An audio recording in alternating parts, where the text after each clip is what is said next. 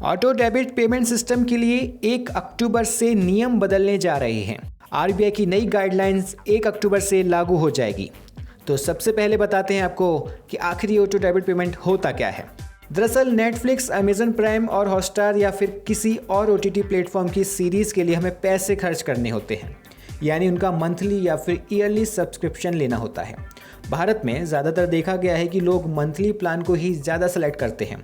अब तक क्या होता था कि आपने किसी ओटीटी का सब्सक्रिप्शन लिया मंथली वाला और उसका पेमेंट किया पेटीएम या फिर किसी और मर्चेंट से, और जब उसका 1 महीने बाद रिन्यूअल पीरियड आता था यानी रिन्यूअल टाइम आता था तो आपसे बिना पूछे ही आपका मर्चेंट उसका पेमेंट कर देता था। और जब आपके पास पेमेंट का एसएमएस आता था तो आप मन में सोचते थे कि हमें तो ये भी रिन्यूअल कराना ही नहीं था, यानी इस महीने हमको ये लेना ही नहीं था। पर अब क्या, पेमेंट तो हो ही चुका है, अब आप कुछ नहीं कर सकते। लेकिन अब ऐसा नहीं होगा क्योंकि 1 अक्टूबर से नियम बदल चुके हैं जो आपके लिए काफ़ी फ़ायदेमंद रहेंगे। दरअसल आरबीआई की नई गाइडलाइन के अनुसार बैंक और पेटीएम, फ़ोनपे जैसे डिजिटल पेमेंट प्लेटफॉर्म को बिल के पैसे काटने से पहले हर बार आपसे परमिशन लेनी होगी। मतलब आपकी EMI, mobile bill payment, electricity bill, SIP payment या ओटीटी पेमेंट तभी होगा जब तक आप हाँ ना कर दें।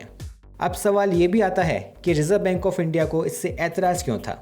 दरअसल आरबीआई के नियम के अनुसार क्रेडिट कार्ड में अभी 2 फैक्टर का ऑथेंटिकेशन चलता है, यानी जब हम क्रेडिट कार्ड से कुछ ऑनलाइन खरीदते हैं तो सबसे पहले सीवीवी नंबर देना होता है, उसके बाद रजिस्टर्ड मोबाइल नंबर पर एक ओटीपी आता है। ओटीपी डालने के बाद ही खरीदारी के लिए पेमेंट हो पाता है। हालांकि credit card auto debit features का भी इस्तेमाल करते हैं, पर इसमें एक दिक्कत थी।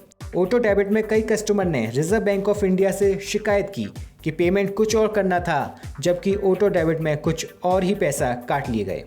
ऐसे में आरबीआई को ये नियम बदलने ही थे, पर ये नियम बदला है 5,000 रुपये से नीचे के अमाउंट के लिए।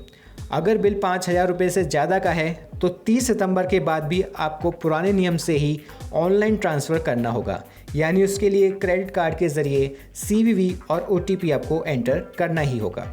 तो ये नए नियम आपके डिजिटल पेमेंट के लिए काफ़ी ज़रूरी थे। हो सकता है आपको शुरू में थोड़ा अजीब लगे, पर जब इससे आपकी बचत होगी तो आप काफ़ी खुश होंगे।